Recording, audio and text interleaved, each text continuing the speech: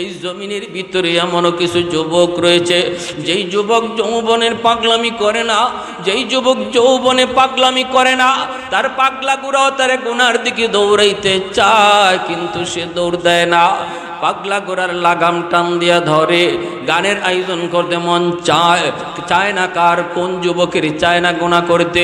যৌবনের চাহিদা হলো গুনাহ করা, যৌবনের চাহিদা হলো অন্যায় করা, যৌবনের চাহিদা হলো বন্ধুদের সাথে ডাব পাইরা খাওয়া, যৌবনের চাহিদা হলো বন্ধু বান্ধব মিলা চুরি কইরা হাঁস জবাই কইরা খাওয়া, যৌবনের চাহিদা হলো জিনা করা, যৌবনের চাহিদা হলো বেয়াদবি করা।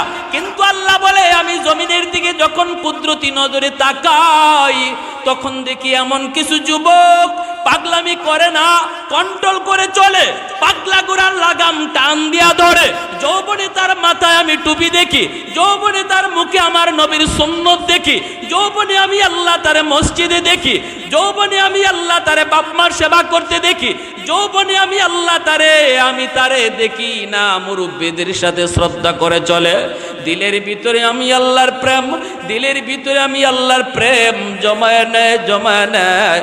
ওই যুবকের দিকে যখন আমি তাকাই, তখন এই গুনাহগার জমিনের প্রতি আমি আল্লাহর মায়া লেগে যায়। এজন্য হযরত ওমর ওই যুবকটারে বুকে টাইনা কই, যুবক আয় আমার বুকে আয়। তোর মতো যুবকের কারণে আল্লাহ এই জমিন টিকায় রাখছে।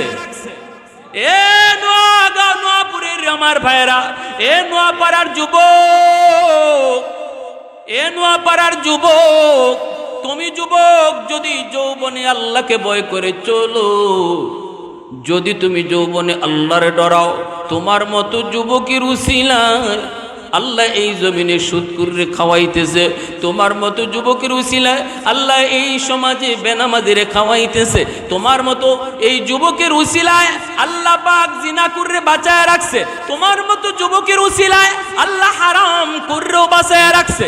জোরে আওয়াজ দিয়া কোন সুবহানাল্লাহ। এতটা দাম, এতটা দাম, এতটা দাম আল্লাহর দরবারে তোমার, এতটা দাম আল্লাহর দরবারে তোমার। বাইরা হাদিস শরীফে পাওয়া যায়, হযরত ওমর ফারুক রাদিয়াল্লাহু তাআলা আনহু ওই দিনের পর থেকে ওই যুবকের কথা জীবনে কোনোদিন তিনি ভুলেন না।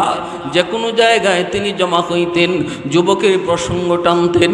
ওমর যখন একা একা হইতেন, আল্লাহর জিকির করতেন, আল্লাহ আল্লাহ আল্লাহ আল্লাহ আল্লাহ আল্লাহ। কিন্তু ওই যুবক যে বলেছিল ফাআইনাল্লাহ ফাআইনাল্লাহ, আমার আল্লাহরে কই রাখমু। হযরত ওমর যখনই নিরিবিলি আল্লাহর জিকির করতেন, আল্লাহ আল্লাহর সাথে ফাআইনাল্লাহ জিকির করতে। ওই যুবকের কথাটাও তিনি আল্লাহ আল্লাহর সাথে জিকিরে নিয়ে আসছিলেন। তো আওয়াজ দেয়া কোন না সুবহানাল্লাহ। জুন্নুন মিসরি মাছ শিকার করার জন্য নদীর পাড়ে দাঁড়ানো, হঠাৎ করে দেখেন একটা বিচ্ছু নদীর পাড়ে দাঁড়ায় রয়েছে। আল্লাহর বহুত বড় ওলি জুন্নুন মিসরি, এইবার তিনি চিন্তায় পড়ে গেলেন, এই বিচ্ছুটা নদীর পাড়ে দাঁড়ায় আছে কেন? দেখতে দেখতে দেখেন পানির নিচ থেকে একটা কচ্ছপ পানির উপরে আস্তে করে ভাসলো। কচ্ছপটা ভেসে ভেসে পাড়ের কিনারায় চলে আসলো।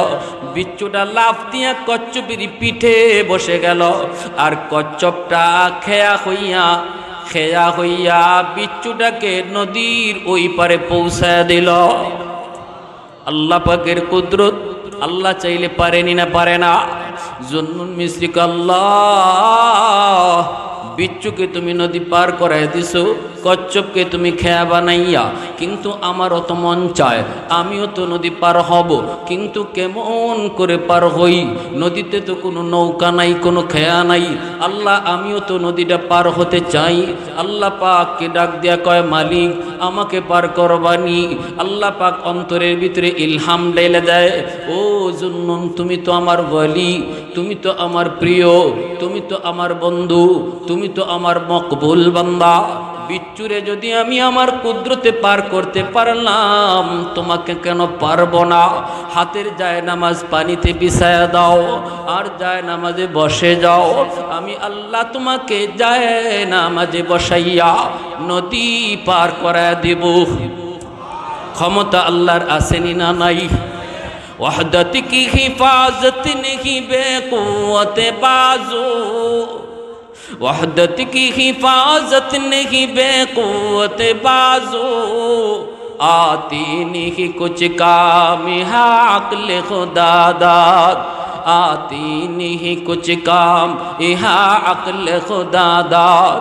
ऐ मर्द खुदा तुझको कुव्वत नहीं हासिल, जा बैठ किसी गार में अल्लाह को कर याद, जा बैठ किसी गार में अल्लाह को कर याद। ये सच है कि बातिल की तरफदार नहीं हम, ये सच है कि बातिल की तरफदार नहीं हम, गद्दार न समझो हमें गद्दार नहीं हम, गद्दार न समझो हमें गद्दार नहीं हम। फूलों की तरह नरम मिजाज अपना है नजर, हम तेरी नहीं नेज़ा व तलवार नहीं हम तेरी नहीं नेज़ा व तलवार नहीं हम। मोहब्बतेर आवाज़े बोलेन अल्लाहु আকবার। জুন্নুন মিসরি কয় মালিক, আমি তো কেন নদী পার হয়েছি জানোনি? আমি দেখতে চাই বিচ্ছুটা কোথায় যায়, কোন দিকে যায়। কেন তুমি বিচ্ছুটাকে নদীর এই পার থেকে ওই পারে আনছো? আমি একটু দেখতে মন চায়। আল্লাহ পাক কয় যায় নামাজে বসো। যায় নামাজে বসে গেলেন। আল্লাহ তার কুদরতে নদী আল্লাহ পার করায় দিলেন। বলুন তো শাহজালাল মুজররতি ইয়ামনি সিলেটের জমিনে আসছেন, সুরমা নদী পার হইছেন নৌকায় বৈশা নাকি যায় নামাজে বৈশা? এ যুবক আওয়াজ দিয়া কও, নৌকায় না যায় নামাজে? আল্লাহ চাইলে পারে কি পারে না? যায় নামাজে বৈশা পার হয়েছেন। নদীর পানি কার কথা শুনে? নদীর পানি কার কথা শুনে? আল্লাহ যদি কয় ডুবাইবি না, ডুবায় না।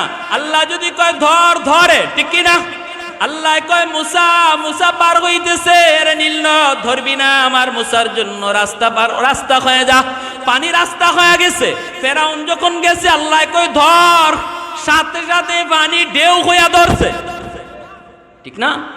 তাহলে কার কথা শুনে? আরো জোরে কার? আমরা চাওয়ার মতো চাইতে পারি না, এজন্য সময় মতো বৃষ্টি আয় না, অসময়ে বৃষ্টি আয়। কারণ আমরা আল্লাহর কাছে চাওয়ার মতো চাইতে পারি না। বৃষ্টি দেওয়ার মালিক কে? আওয়াজ দেয়া বলেন কে? আল্লাহ। নদী পার হয়ে গেলেন। সংক্ষেপে বলি পেরি আর লম্বা করব না। তিনি বিচ্ছুটার পিছনে পিছনে দৌড়তেছেন, পিছনে পিছনে বিচ্ছুটা ভয়ঙ্কর ভাবে দৌড়তেছে, দ্রুত দ্রুত বিদ্যুতের গতিতে বিচ্ছুটা যাইতেছে।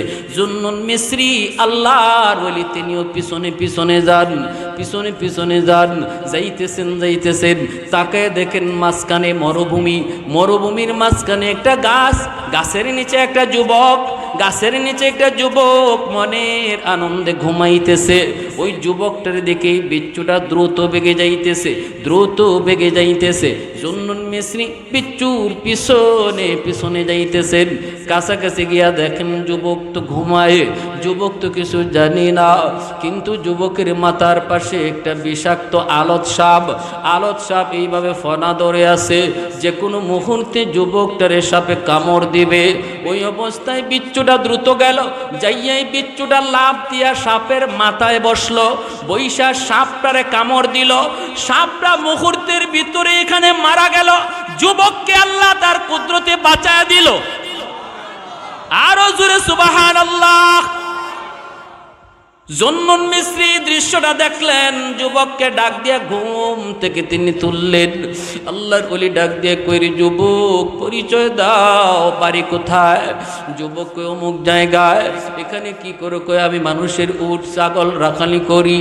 তো এখানে ঘুমাইছো কেন? কয় হুজুর আমি বড় ক্লান্ত, আমি বড় ক্লান্ত, ঘুমায়া গেছি, ঘুমায়া গেছি। তিনি বলতেছে, বাবা যুবক মাথার দিকে তাকাও। মাথার দিকে তাকায় দেখে বিশাল বড় আলত সাপ মরে আছে।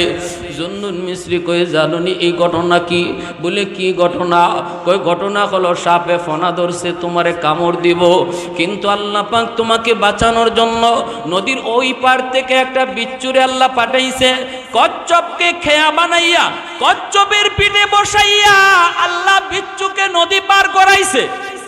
এই দৃশ্য দেখে আমি বলেছি, মালিক আমারও পার করাও, আমি দেখবো বিচ্ছুরে তুমি কেন পার করাইছো। আমি বিচ্ছুরে পিছনে পিছনে আইছি, আর দেখি বিচ্ছুটা ঈশা তোমার মাথার পাশে যে সাপ বসা, ওই সাপের মাথায় বৈশা কামড় দিল, সাথে সাথে সাপটা মারা গেল। আল্লাহ তার কুদরতি যুবক তোমাকে তিনি বাঁচায় নিছে। যুবক একটু বলো না কি এমন নেক আমল করেছো, আল্লাহর এত পিয়ারা হইলা কেমন করে, আল্লাহর এত মায়ার হইছো কেমন করে। এই যৌবনে তো মানুষ গুনাহ করে, এই যৌবনে তো মানুষ অন্যায় করে, এই যৌবনে তো যুবক কত গুনার কাজে যায়, কেমন করে তুমি আল্লাহর এত পিয়ারা হইছো। এই কথা বলতেই যুবক পানি সেই চোখের পানি সেই কই, হুজুর আমি জানি না আমার আল্লাহ আমারে কেন এত মায়া করে, আমি জানি না, তবে এতটুকু জানি আমি যেখানেই থাকি না কেন, যেই হাওরেই থাকি না কেন, যেই জঙ্গলেই থাকি না কেন, আজান শোনা মাত্রই আমি ওই জায়গায় যেখানে আছি সেখানেই নামাজে দাঁড়ায় যায়। আমি আছি ক্ষেতের আইলো, আজান হয়েছে আমি ক্ষেতের আইলেই নামাজে দাঁড়াই, আমি আছি জঙ্গলে সেখানেই নামাজে দাঁড়াই। না আমি নামাজ কাজা কখনো করি না, কারণ তামাম দুনিয়াটারে আল্লাহ উম্মতে মুহাম্মদের জন্য মসজিদ বানিয়ে দিছে, আর কোন নবীর জন্য এত বড় অফার আল্লাহ দেয় নাই। আমাদের জন্যই যেখানে নামাজ পড়ব আল্লাহ ওই জায়গাটারে মসজিদ হিসাবে কবুল করে নিব। অতএব আমি যেখানেই থাকি নামাজ পড়ি নেই, নামাজ আমি কাজা করি না। আর আমি এখন যখন ঘর থেকে বের হই, যখনই আমি ঘর থেকে বের হই তখনই আমি আল্লাহর নাম লইয়া বের হই। আল্লাহ আমি তোমার নামে বের হইছি, আল্লাহ আমাকে আফত বিপদ থেকে তুমি বাঁচাইও। বিসমিল্লাহি তাওয়াক্কালতু আলাল্লাহ, লা হাওলা ওয়ালা কুওয়াতা ইল্লা বিল্লাহ। আল্লাহ তোমার নামে বের হলাম, আমার দ্বারা মানুষের কোনো ক্ষতি করায়ও না। আল্লাহ আমার দ্বারা যেন মানুষের কোনো ক্ষতি না হয়, এতটুকু দোয়া লইয়া আমি বের হই। এরপরে আমি আল্লাহর কাছে ঘুমাইবার আগে কইছি, মালিক আমি বড় ক্লান্ত, বড় পরিশ্রান্ত, একটু ঘুমাবো, কিন্তু কোন ভরসায় ঘুমাই, এখানে আমার আপন বলতে কেউ নাই। এই জায়গায় যে আমি ঘুমাবো, কোনো একটা বাঘ ভাল্লুক জঙ্গল থেকে এসে যদি আমারে খেয়ে ফেলে কে বাঁচাবে। আল্লাহ ঘুমেরও বড় প্রয়োজন, ঘুমেরও বড় প্রয়োজন। কিন্তু মালিক আমি দুনিয়ার কোনো মানুষের ভরসা করলাম না, তোমার উপরে ভরসা করে ঘুমায় গেলাম। আল্লাহ বিপদ থেকে বাঁচানোর মালিক তুমি। আল্লাহ পাক বলে যে আমার উপরে 100 ভরসা করে, আমি আল্লাহ তার সাথে 100 লেনদেন করি। ওমাই ইয়াতাওয়াক্কাল আলাল্লাহ ফাহুয়া হাসবু। আল্লাহ কই যেমন আমার উপরে তোমার ধারণা, আমার লেনদেনও তোমার উপরে এমন হবে। 100 ধারণার বিশ্বাস যার, ইয়াকিন যার, আল্লাহ 100 লেনদেন করে। ওই যুবক আল্লাহর উপরে 100 ভরসা নিয়ে ঘুমায় গেছে। আল্লাহ পাক কয় ঠিক আছে, আমার এই জিগায় যখন বাইরিছ ঘর থেকে, আমার এই জিগায় যখন তুমি ঘুমাইতেছ, এইবার তোমার সমস্ত হেফাজতের জিম্মাদারও আমি আল্লাহ। आवाज दिया कन्ना सुबहान अल्लाह। ये जिक्र खुदा दिल में सदा रखने दिया कर, ये जिक्र खुदा दिल में सदा रखने दिया कर, और नक्श खुदा दिल में जमा रखने दिया कर। मुर्शिद की नजर गज़ बसर से न होती है, क्या खुश नजरी खुश नजरी खुश नजरी है, क्या खुश नजरी खुश नजरी खुश नजरी है।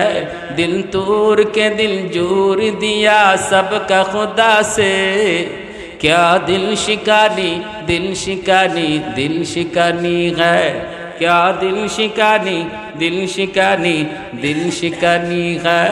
একটু জোরে জোরে কোন আল্লাহু আকবার, আরো জোরে আল্লাহু আকবার। তাহলে বলুন তো, একজন মানুষ বাল্যকাল থেকে নিয়ে 10 বছর বয়স থেকে নিয়ে একদম মৃত্যু পর্যন্ত এই সময়টার ভিতরে কোন কালটা, কোন বয়সটা আল্লাহর কাছে বেশি প্রিয়? বুড়া বয়স নাকি যৌবন কাল? কোন কালটা? যৌবন কালটা আল্লাহর কাছে বেশি প্রিয়। যৌবনে যদি তুমি আল্লাহর গোলামি করো, বুড়া বয়সে না পারলেও ইবাদতের পেনশন দেয় কে? ইবাদতের পেনশন দেন আল্লাহ। বলুন তো কার কার আল্লাহর পেনশন নেওয়ার ইচ্ছা আছে? একটু হাত উঠাও স্যার। আল্লাহ তুমি কবুল করো, জোরে বলে আমিন। কি মসজিদে না গিয়া না মসজিদে গিয়া? কি ভাই জোরে বলো। বাপ মার সেবা কইরা না বাপ মারে কষ্ট দিয়া? বাপ মার সেবা কইরা, বাপ মারে খুশি রাখিয়া, মুরব্বীদেরকে শ্রদ্ধা কইরা, হ্যাঁ বউ যদি ঘরে থাকে বউরে মায়া কইরা, বউরে মায়া কইরা। যদি ঘরে বউ থাকে বউর উপরে কষ্ট, বউরে জুলুম দিও না, বউরে কটাক্ষ করো না। নিজের স্ত্রী সে তো এমন একজন মহিলা, সে তার মা বাবা ভাই বোন সব সাইরা, তুমি স্বামীকে চিনা অচেনা অজানা একটা জায়গায় সব আপন মানুষগুলাকে পর বানায়া, স্বামীর ঘরের মানুষগুলাকে আপন বানায়া সে এসেছে। এখানে তার কেউ নেই, শুধুমাত্র আপন তুমি স্বামী। এজন্য তারে কষ্ট দিও না, তারে আঘাত দিয়ে কথা কইও না। এখানে তার পক্ষ নেওয়ার কেউ নেই, সবাই তোমার পক্ষই নিবে, কারণ এখানে তার মা নাই, ভাই নাই, বোন নাই। অতএব এই মানুষটারে যদি কষ্ট দাও আর সে যদি নীরবে গিয়া চোখের পানি ফালায়, আল্লাহ বরদাস্ত করবে না, আল্লাহ বরদাস্ত করবে না। এজন্য আল্লাহ পাক বলে আমি সুপারিশ করি, আমি আল্লাহ সুপারিশ করি তোমরা তোমাদের স্ত্রীদের সাথে নরম আচরণ করো। প্যারে হাজিরিন, এই জিনিসটা খেয়াল রাখি। সে আমার ঘরে দুর্বল, সে অসহায়, এখানে তার পক্ষ নেওয়ার কেউ নাই। অতএব দুর্বলের আল্লাহর আদালতে ডাইরেক্ট গিয়ে পৌঁছে যায়। আল্লাহর আদালতে ইত্তাকি দাওয়াতুল মাজলুম ফাইন্নাহু লাইসা বাইনাহা ওয়া বাইনাল্লাহি হিজাব। আল্লাহ রাসূল কয় দুর্বল যদি কয় তখন নবী কয় এই আহটার মাঝে আর আল্লাহর মাঝে কোনো মাঝখানে পর্দা থাকে না। এজন্য আমার গোষ্ঠী বড়, আমার শক্তি বেশি, আর তার গোষ্ঠী নাই, তার লোক নাই, তার টেকা নাই, এটা ভাববা যদি তার উপরে বিন্দু পরিমাণ জুলুম করি, মনে রাখবেন এই মামলা দুনিয়ার আদালতে থাকে না, আল্লাহর আদালতে চলে যায়। আর আল্লাহর আদালত দুনিয়ার আদালতের চেয়ে বড় ভয়ঙ্কর আদালত। দুনিয়ার আদালতে উকিল ব্যারিস্টার ধরা যায়, দুনিয়ার আদালতে জজরে ঘুষ দেওয়ার সুযোগ থাকে, দুনিয়ার আদালতে এমপি মন্ত্রী দিয়া জজকে ফোন করানোর ব্যবস্থা করা যায়।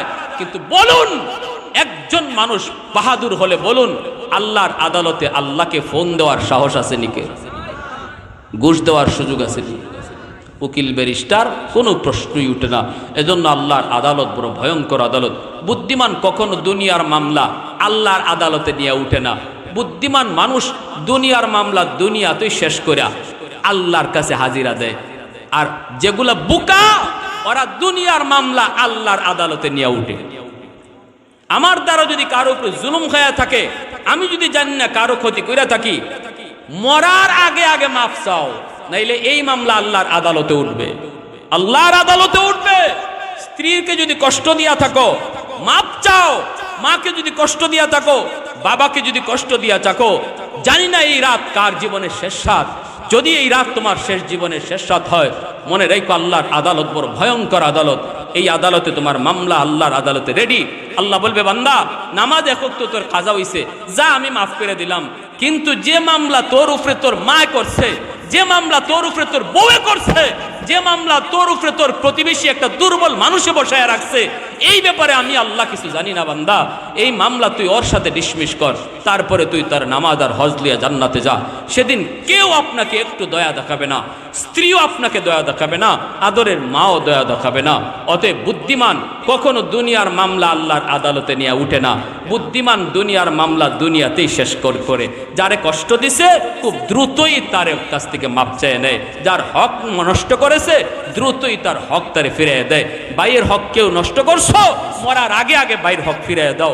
কেউ বোনের সম্পদ দিছো না, মরার আগে আগে বোনের সম্পদ ফিরাইয়া দাও। মনে রেখো এই মামলাগুলো আল্লাহর আদালতে ডিসমিস হবে না। আল্লাহ এই ব্যাপারে কোনো রায় দিবেন না, আল্লাহ এই ব্যাপারে কথাই বলবেন না। যেখানে আল্লাহর কলি কুদরতি কলি যায় 99 ভাগ দয়া আর মায়া লইয়া আল্লাহ হাসরের মাঠে বসা, সেই মালিক আপনার দিকে বিন্দু পরিমাণ দয়ার নজরে তাকাবে না যদি কোনো মানুষের মামলা থাকে। অথচ আজকে আমরা এটাকে কোনো বিষয়ই মনে করতেছি না। আমার কপালে নামাজের দাগ, আমার কপালে নামাজের দাগ। আমি বছরে বছরে ওমরা করি, আমি মসজিদ মাদ্রাসায় লক্ষ টাকা দান করি, কিন্তু যদি সমাজের চিত্রের দিকে তাকানো যায়, দেখা যায় তার উপরে কতজনের যে হক রয়ে গেছে, কত মানুষ সে যে কষ্ট দিছে এর হিসাব নাই, ঠিক না? কত দুর্বলের উপরে যে তার জুলুম, এর কোনো হিসাব নাই। মনে রাখবা, এই কপালের নামাজের দাগ দিয়া বাঁচার সুযোগ থাকবে না। লক্ষ টাকা মসজিদে দান করেও আল্লাহর আদালতে পার পাওয়া যাবে না যদি মানুষের মামলা কারো উপরে থাকে। এজন্য আপনাদের কাছে হাত জোর করে বলবো, উলামায়ে কেরামকে সমাজের বিভিন্ন দায় দায়িত্বে ডাকবেন, আল্লাহর কথা নবীর কথাগুলো শুনবেন। বিচার ব্যবস্থা এটা দুনিয়ার কাজ নয়, দুনিয়াবি কাজ নয়। বিচার ব্যবস্থা হলো ইবাদতের বহুত বড় অংশ। যে মানুষটা সমাজের বিচারে বসবে, ন্যায় কথা বলবে, মুখ চিহ্ন কথা কইতো না, এই মানুষটা সমাজের বিচার বইয়া যতটা হক কথা কইব, ততটা হক কথার দ্বারা 60-70 বছরের নফল বন্দিগির চেয়েও আল্লাহর কাছে বেশি সওয়াব দান করবে। কি ভাই? এজন্য আমি আপনাদের কাছে এজন্য আল্লাহর কাছে আপনাদের কাছে অনুরোধ করে বলবো, আসুন আমরা ইসলামটাকে একটু বুঝি। ইসলাম আল্লাহকে খুশি করার পথ শুধু আমার কিছু জায়গার কিছু আমলের মধ্যে সীমাবদ্ধ না। আমার গড়েও আল্লাহকে খুশি করার বহু পথ রয়ে গেছে, আল্লাহকে নারাজ করারও বহু পথ ঘরের মধ্যে, আল্লাহকে খুশি করার বহু রাস্তা সমাজে, আবার আল্লাহর মন বেজার করারও বহু রাস্তা সমাজের কাজে, ঠিক না?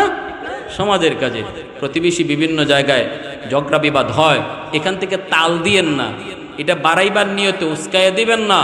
সবসময় মনে রাখবেন যে আমার নবী বলছেন, যদি মুসলমান ভাইদের দ্বন্দ্ব মীমাংসা করার নিয়তে আমি হাজির হই, আর দুইটা মীমাংসার নিয়তে কথা কই কোনো পক্ষ না লইয়া, তাহলে নমাজ পড়েও এত তাড়াতাড়ি আল্লাহর ওলি হওয়া যায় না, ই কাম করে যত তাড়াতাড়ি আল্লাহর ওলি হওয়া যায়। পারবো না ইনশাল্লাহ? উলামায়ে কেরামকে কাছে ডাকবেন, উলামায়ে কেরামকে মূল্যায়ন করবেন, কারণ তাদের কলিজার মধ্যে, দিমাগের মধ্যে আল্লাহ পাক দুনিয়া আখিরাতের জ্ঞান, আমার নবীর আদর্শের কথা, নবীর আদর্শের নমুনা আল্লাহ তাদের জেহেনের মধ্যে রাখছেন। সমাজে শান্তির একটাই পথ, কোনো নেতা নেত্রী আদর্শের দ্বারা নয়, আমার নবীর আদর্শের দ্বারা। আর নবীর আদর্শের কথা উলামায়ে কেরাম ছাড়া বলবে কে? ঠিক কিনা জোরে বলেন? উলামায়ে কেরাম ছাড়া আমার নবীর আদর্শের কথা বলবে কে, শোনাইবে কে?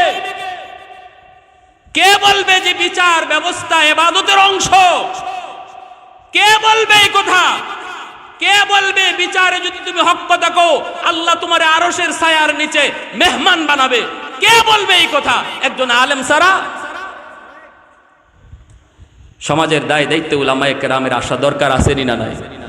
আরো জোরে বলেন, আসেনি না নাই? এক শ্রেণী উলামায়ে কেরামকে সমাজ থেকে দূরে রাখার ষড়যন্ত্রে লিপ্ত, কারণ ওরা চোর, ওরা বাটপার, ওরা ডাকাত, ওরা সন্ত্রাসী, দুর্নীতিবাজ। উলামায়ে কেরাম আসলে তাদের দুর্নীতি করা বন্ধ হয়ে যাবে, এদের জুলুম বন্ধ হয়ে যাবে, গুমর ফাঁস হয়ে যাবে।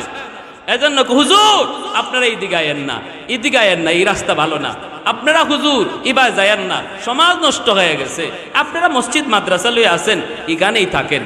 এরা চায় না সমাজ ভালো হোক। নেতৃত্ব আমার নবীর গুণ, সাহাবীদের গুণ, পবিত্র জিনিস। আমরা উলামায়ে কেরাম, সমাজের মানুষ উলামায়ে কেরামকে না ডাকার কারণে আজকে এই পবিত্র জিনিসকে কিছু চোর বাটপারের দলে নাপাক বানায় ফেলছে। আল্লাহ আমাদেরকে বুঝার তৌফিক দান করুন, সবাই বলে আমিন।